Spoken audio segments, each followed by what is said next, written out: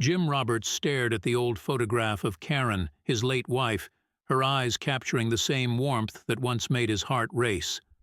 It had been 3 years since cancer stole her away, leaving him with their 9-year-old daughter, Amy. The void Karen left seemed insurmountable, but time had a way of mending even the deepest wounds, albeit leaving scars. One day, a chance meeting with Emily, a vivacious and kind-hearted woman, made Jim realize that maybe, just maybe, happiness could be found again. But blending families was a challenge he hadn't anticipated, especially when trying to balance his devotion to Amy and his budding love for Emily. "It's okay to feel your feelings, Jim," his mother often told him, "but it's also okay to dream of a new start. Nobody will ever replace Karen, not for you nor for Amy, but it's okay to want joy." Jim clung to these words when he introduced Emily to Amy, hopeful but cautious. Emily, understanding and empathetic, knew the importance of Amy's approval. Over dinner one evening, she voiced her concerns. "Are you sure, Jim?" Emily asked, her eyes wide with worry. "Yes," Jim reassured her, squeezing her hand. "I think we're great together, but I can only continue this relationship if you get along with my daughter." Emily nodded, her smile genuine. "Your daughter comes first. I absolutely agree with that." To Jim's immense relief, Amy took to Emily immediately. They bonded over shared interests and a mutual understanding that they both loved Jim deeply. "I think Emily is pretty cool, Dad," Amy said during a father-daughter ice cream outing, her face beaming with excitement. "So, you like her?" Jim asked, wanting to ensure Amy felt comfortable with the changes in their lives. "I do, Dad," Amy replied, taking a big bite of her ice cream sundae. "She's nice, and I think Mom would like her too." 2 years later, Jim proposed to Emily, confident that she had seamlessly woven herself into their family. Even Karen's parents, who cherished their late daughter's memory, supported Jim's decision. "Amy loves her," Karen's mom, Lily, told Jim one day. "You have our blessing, Jim. Not that you needed it, but you have it." With everyone's support, Jim and Emily plunged into wedding preparations. Amy was thrilled to be the flower girl, often twirling around the living room, pretending she was already in her fancy dress. But as the big day approached, cracks began to show. One evening, during a discussion about the ceremony, Emily suggested her nephew Joey be the flower boy instead. "What changed?" Jim asked, puzzled. "I thought Amy was going to be the flower girl." "Oh, she can still be involved," Emily replied, her smile faltering. "I just think it might be cute to have Joey too." Jim's brows furrowed. "No, Emily. Amy is my daughter, and she'll be the flower girl. They can do it together, but Amy will have her moment." Emily didn't argue further, but a flicker of annoyance crossed her face. Challenges of blending families. The night before the wedding, Jim found himself sitting in Amy's room, tucking her into bed. She looked up at him with Karen's eyes, the same loving gaze that had once made his heart flutter. "Are you excited about tomorrow?" she asked, her voice soft. "I am, sweetheart," Jim replied, smoothing her hair. "But it's also a little scary, you know? Big changes. Do you think Mom will be happy?" Amy's question pierced Jim's heart. He thought about Karen and how she would have wanted him to find happiness again.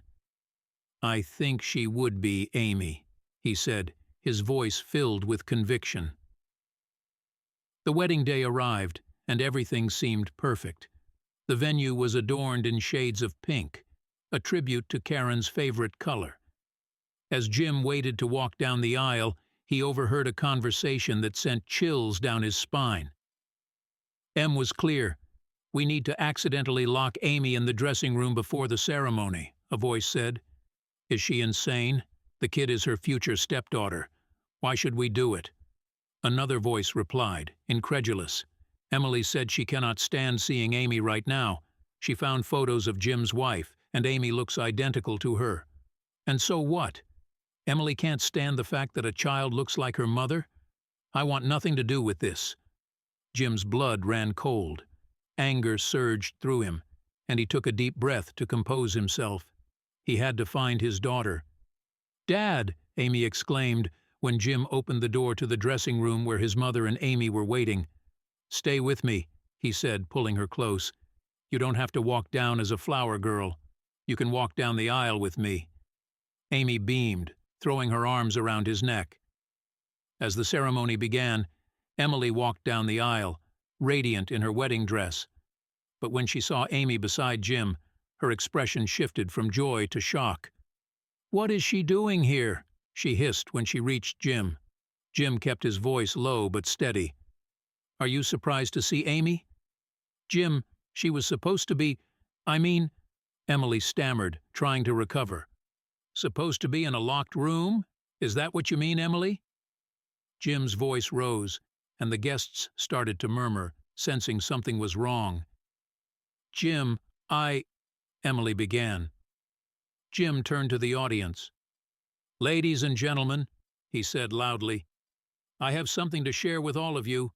It appears that Emily and her bridesmaids had planned to lock my daughter, Amy, in a dressing room to prevent her from being a part of this wedding.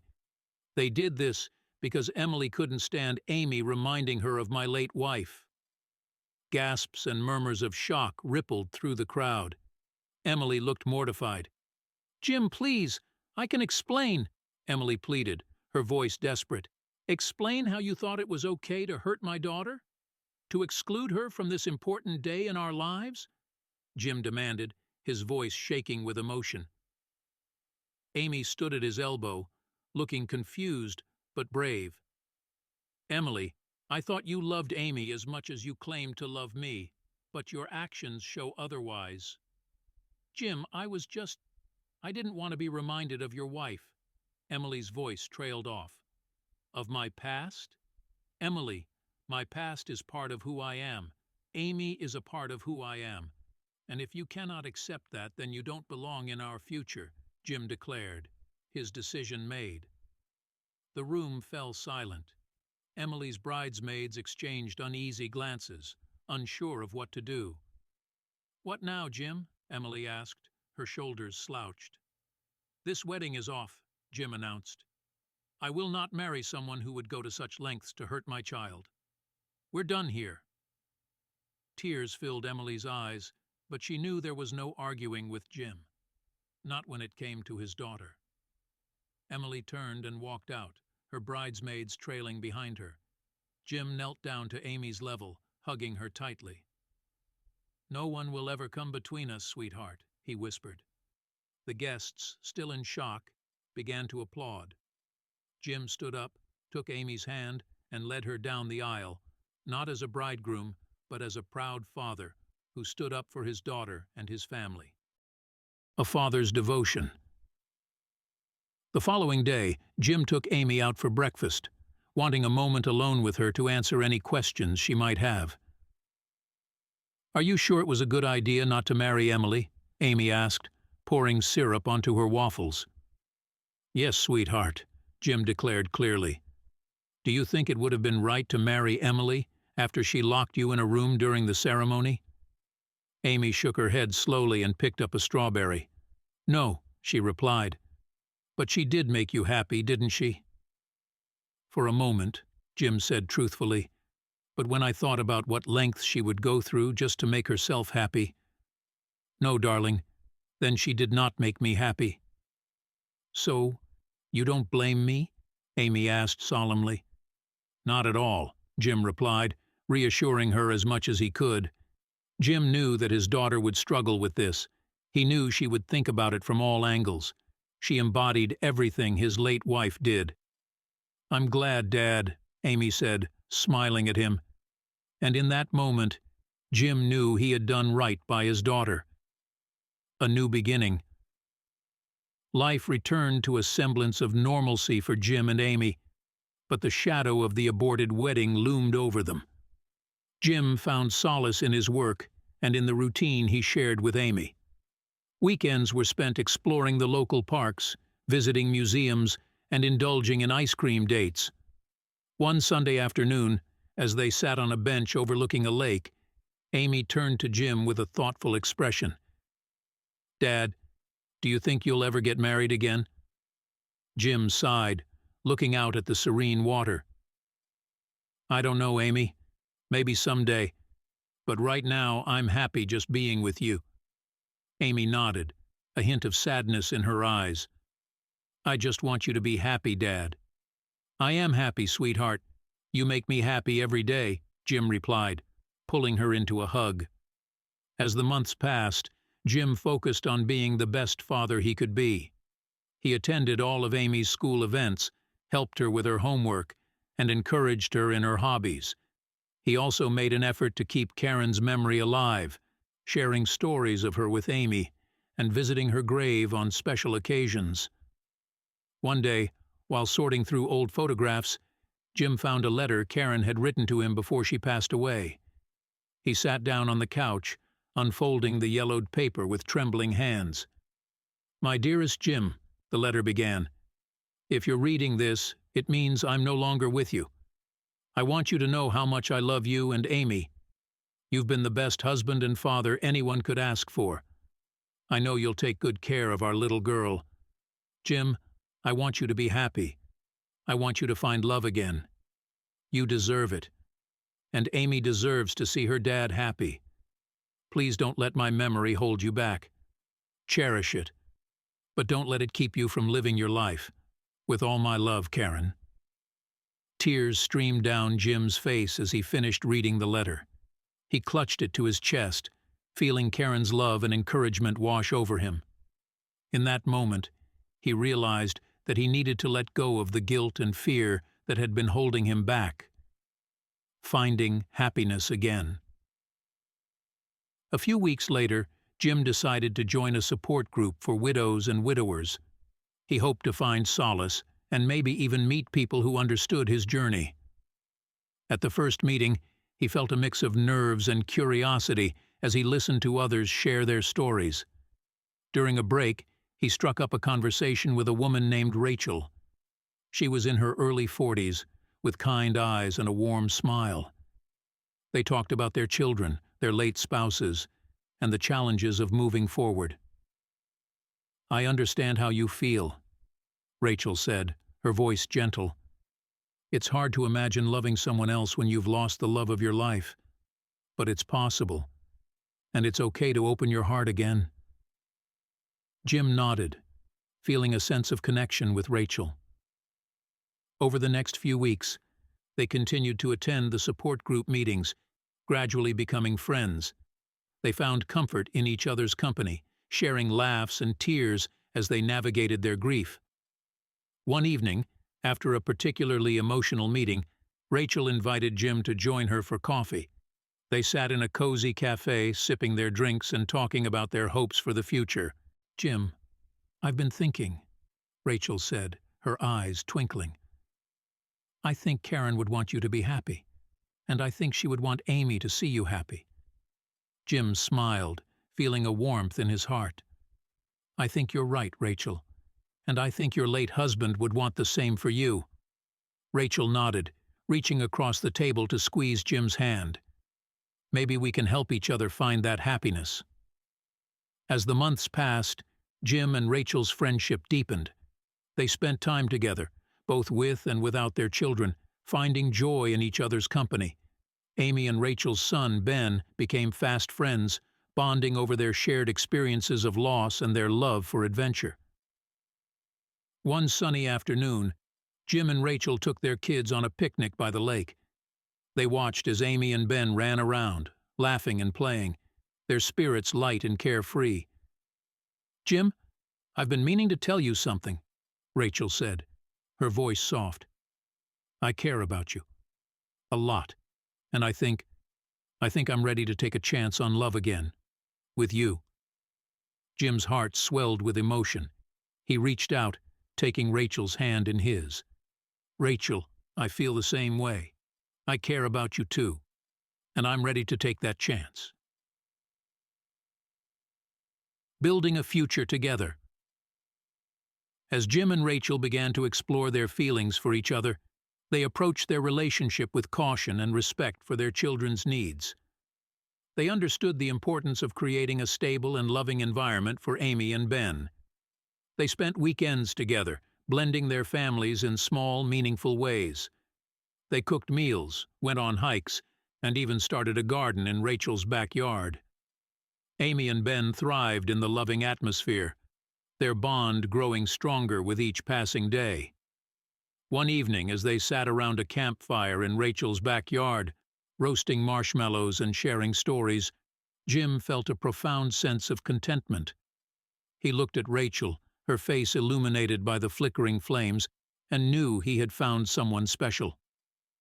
"Rachel," he said, his voice filled with emotion, "I want us to build a future together.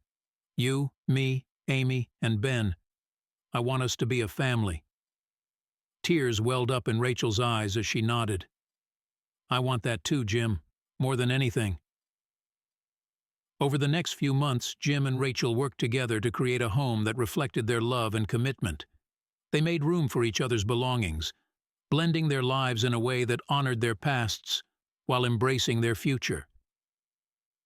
One evening, as they sat on the porch, watching the sunset, Jim turned to Rachel with a smile. "Rachel, will you marry me?" Rachel's eyes widened with surprise and joy. "Yes, Jim.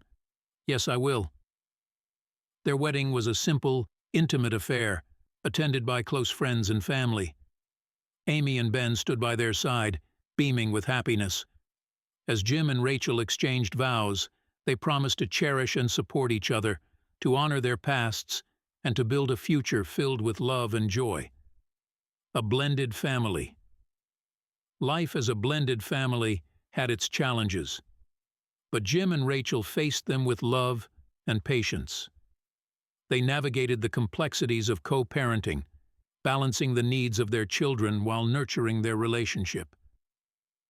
One evening, as they sat down for dinner, Amy looked around the table, her eyes filled with gratitude. "Dad, Rachel, I just want to say thank you for everything, for loving us, and for being there for us." Jim and Rachel exchanged a smile, their hearts full. "We love you too, Amy," Rachel said, her voice gentle, "and we're so grateful to have you and Ben in our lives." As the years passed, their family grew closer, their bond stronger than ever. They celebrated milestones, supported each other through challenges, and created countless memories filled with laughter and love. One summer, they took a family trip to the beach, a place that held special memories for both Jim and Rachel. As they walked along the shore, hand in hand, they felt a profound sense of peace and happiness. "Dad, do you think Mom is watching over us?" Amy asked, looking up at the sky. Jim smiled, squeezing her hand. "I think she is, Amy, and I think she's happy for us, for all of us." Rachel nodded, her eyes filled with tears. "I think so too, and I think she's proud of the family we've become." As they stood together, watching the waves crash against the shore, Jim felt a deep sense of gratitude. He had found love again, not in replacing the past, but in embracing the future. And with Rachel by his side, he knew that they would continue to build a life filled with love, joy, and endless possibilities.